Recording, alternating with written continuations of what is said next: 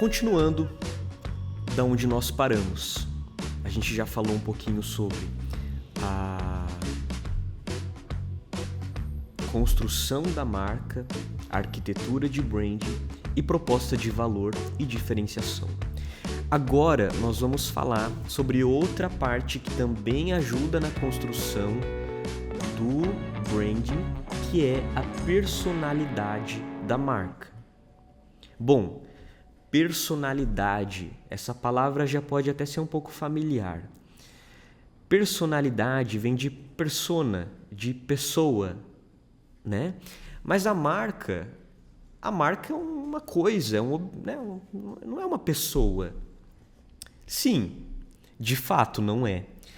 Mas o que acontece de forma intencional vou até falar uma palavra difícil, mas é o antropomorfismo das marcas. Antro significa humano, então, e morfismo, mudança. Então é como se as marcas elas estão intencionalmente se transformando num processo cada vez mais humano e se humanizando de forma estratégica. Não sei se vocês vão lembrar, se vocês são cinéfilos, né? Amantes de cinema e que já assistiram o filme O Náufrago. O personagem principal ele fica ilhado durante muito tempo e a única companhia que ele tem é uma bola. E essa bola, pouco tempo de convivência, acaba sendo uma companhia, praticamente substituindo o fator humano para que aquele homem pudesse sobreviver de alguma forma. A famosa bola Wilson. Esse processo muito curioso, e a psicologia explica muito tudo isso, de pegar um animal, um objeto, algum elemento da natureza, as coisas, e atribuir alguma característica humana, pegar aquela bola ali, fazer um rosto, um olhinho, uma boquinha. Esse antropomorfismo acaba sendo algo muito inerente à nossa vivência humana. A gente faz isso até sem perceber. Por exemplo, é muito comum, as crianças, quando tem um brinquedinho novo, um ursinho de pelúcia, dá um nome para aquele objeto e falar com ele como se fosse um outro ser humano ali. Ou quando você é mais adolescente, você não vai perde um pouco o hábito, mas não tanto. Você dá um nome ali para sua bicicleta, isso é muito comum. Os homens mesmo, os homens adultos, às vezes dão apelidos para o carro, tratam o carro com um nome próprio, como se fosse um ser humano, um amigo, uma outra pessoa. E isso acontece também com as marcas. Inconscientemente, é como se a marca fosse alguém, uma outra pessoa. E por ser uma outra pessoa, cada marca tem uma personalidade. Deveria se construir uma personalidade a partir dessa marca. Ou seja, por que alguns pais delegam a parte nutricional dos seus filhos a algumas marcas que eles julgam competente? É como se aquela marca fosse, uma outra pessoa pela qual eu posso confiar e que eu posso delegar mesmo, dar a função àquela marca de nutrir o meu filho. Ou seja, as coisas acabam se tornando pessoas, de alguma forma ou de outra. E também, claro, é muito comum, outro exemplo, muito fácil de compreender, os próprios animais de estimação, os pets, cada vez mais sendo humanizados, roupinha de humano, comidinha de humano, até o comportamento, o tratamento com alguns desses animais. Por que se faz tudo isso? E aqui, sem julgamento positivo ou negativo. Porque existe uma necessidade de tornar aquela coisa mais familiar. E se aquela coisa é mais humana, é como se a gente se aproximasse, confiasse, né? E se a gente faz isso com uma marca, a gente diminui as incertezas e a gente aumenta a confiança. Se uma marca se coloca como alguém, como uma pessoa, inconscientemente a gente vai confiar muito mais nela. E isso é psicológico, né? Isso é psicológico, não tem discussão. Isso é algo que acontece dentro da nossa mente humana. Então, a gente precisa, enquanto construtores de marca, você que está construindo a sua marca, da sua agência, da sua empresa, ou a sua personal brand, a sua marca pessoal, que é muito mais fácil, né? Porque você já é uma pessoa, você precisa atribuir uma personalidade para essa marca, para que ela se torne um pouco mais real, mais confiável, mais certa. E existem algumas formas de fazer tudo isso, né? Porque se a gente olhar para os exemplos, existem grandes empresas e grandes marcas que utilizam um recurso de associar a imagem da marca a uma pessoa que existe. Né? Por exemplo, a Nike, que já fez isso de forma direta com o Michael Jordan, por exemplo. Ou então a Pantene, a marca de shampoos, que faz isso até hoje com Gisele Bündchen. É uma pessoa real, é uma pessoa que tem uma personalidade, essa personalidade conversa com a personalidade da marca, e é como se eu colocar a Gisele para fazer a propaganda da Pantene, ela é a humanização mais próxima, mais tangível, visível, palpável da minha marca, que é intangível, não dá para se pegar, né, uma marca nas mãos. Mas uma pessoa dá para encostar, dá para ver, ouvir ela falar. Então, fazer essa associação é a forma mais rápida de humanizar. Então, aqui já cabe uma dica. Se você tem uma agência, uma marca, e você aparece como o mensageiro dessa marca, dessa agência, você já está humanizando a sua marca. Porque essa marca ela é feita de pessoas. Ela tem uma personalidade, ela tem uma forma de ser. Em contrapartida, agências que são apenas, né, coisas, né, é só uma logo, é só um ícone, é só um símbolo, elas passam menos confiança. Isso é natural.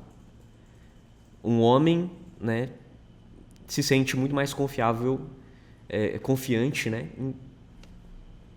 dar ali, assumir um projeto com uma outra pessoa de carne e osso, do que com uma coisa, do que com uma empresa, enfim. Então a gente precisa utilizar isso também no nosso negócio de alguma forma, de forma estratégica. E associar uma imagem sempre de forma positiva, né? Uma personalidade positiva e que o público consiga reconhecer, entender o valor e também se identificar. Outras marcas às vezes não associam a pessoas reais, mas criam um avatar, criam um boneco que tem características humanas. A gente pode citar aqui a Michelin, que tem aquele bonequinho, né, famoso, Johnny Walker, com aquele Johnny, né, que é aquela persona, né, no símbolo. E, enfim, né, tantas outras marcas que também fazem esse mesmo processo de humanização. E claro, o que é ponto importantíssimo é você compreender que o comportamento da sua marca, né, que conversa muito com a personalidade, é o que vai fazer identificar também o comportamento do consumidor. Geralmente, pessoas mais agitadas, consumidores mais agitados, clientes mais agitados vão querer uma marca que seja como elas são. É aquilo que a gente chama de projeção de identificação. Eu vou me projetar naquela marca, né? Eu vou me identificar.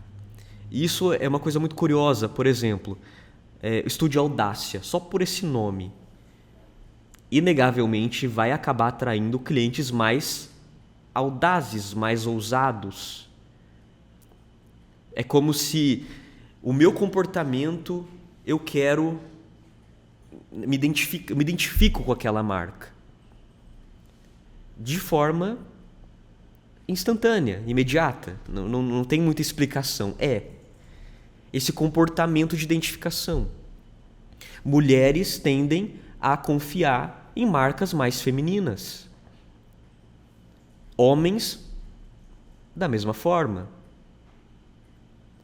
Idades, comportamentos, enfim, tudo que envolve personalidade, né? Todo tipo de personalidade. Então, nós precisamos usar dessas ferramentas para conquistar o nosso cliente.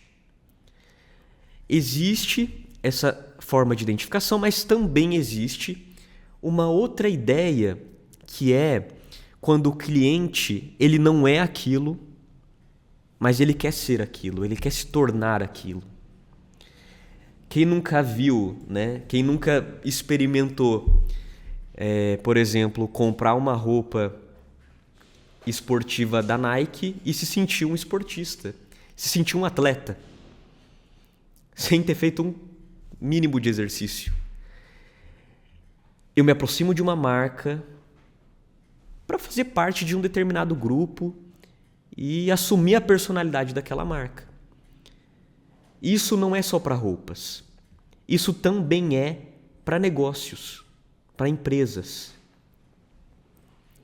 E a gente tem que fazer isso de forma intencional, de forma objetiva. Construção.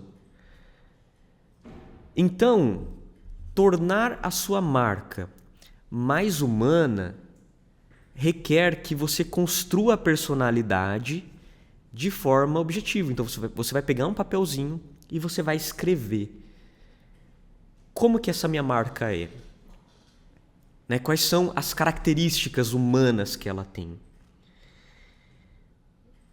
A minha marca ela é sincera, ela é prática, ela é familiar, ela é ousada, diferente, ou se ela é mais segura, persistente, ela é mais técnica, ela é mais criativa, ela é mais elitista, sofisticada, ela é mais livre, masculina, feminina, valente, aventureira. Como que é a sua marca? Já definiu isso? Entende que parte dessa personalidade você vai olhar para o seu público e falar assim, nossa, o que será que o meu público está esperando da minha marca? Mas parte é criatividade, é surpreender o seu público, né? Todo mundo quer ser conquistado e cativado por uma coisa que você olha e fala assim, nossa, jamais imaginei encontrar algo parecido com isso, né? Com esse produto, com essa personalidade. E fazer isso, essa construção mesmo, né? E claro que parte da personalidade da sua marca, ela vai ser um pouco da sua. Quem é mais tímido, não adianta assumir, né, uma postura, uma comunicação de marca oposta a isso. Tem que ter um mínimo de respeito ali, né, a sua... claro, se você está construindo uma marca muito associada à sua imagem. Porque imagina a frustração. Uma marca que é, enfim, ousada, né, que é aventureira, que tem uma proposta muito despojada. E ao mesmo tempo, o seu cliente, quando ele vai conversar com você, ele enxerga, na primeira reunião ele já percebe que você é muito mais conservador, você é muito mais contido, você é muito mais reservado. Isso, né, o que a gente pode dizer que é uma marca esquizofrênica, né? Ela não sabe muito bem o que ela é. Então ela é uma coisa, ela é outra, aí você olha, às vezes, a comunicação do concorrente, aí você dá uma imitadinha, aí você gosta de uma logo, aí você pega... Você vai assumindo várias personalidades diferentes sem nem mesmo dar conta. E no final das contas você não é nada daquilo. Aí você aproxima clientes totalmente diferentes, que se identificam com uma coisa que nem você é e nem você consegue sustentar. Construção de marca e essa humanização, a gente também precisa sempre contar com a coerência. Sempre. Então não adianta você construir isso, colocar no papel e na hora de se comunicar você fazer o oposto. E se comunicar na rede social, fazer produção de conteúdo, ou se comunicar no tete-a-tete mesmo, né? Conversando ali numa videochamada com seu cliente, ou pessoalmente numa reunião presencial. Você precisa ter um pouco dessa coerência. O seu time precisa também estar a par dessa construção. E, como o próprio nome diz, é construção, né? Você pode definir algumas coisas, mas isso pode ser dinâmico. Você pode ir validando e alterando quando você achar que não é por aí o caminho. Enfim, tudo isso é a construção de uma personalidade, né? Personificando a marca.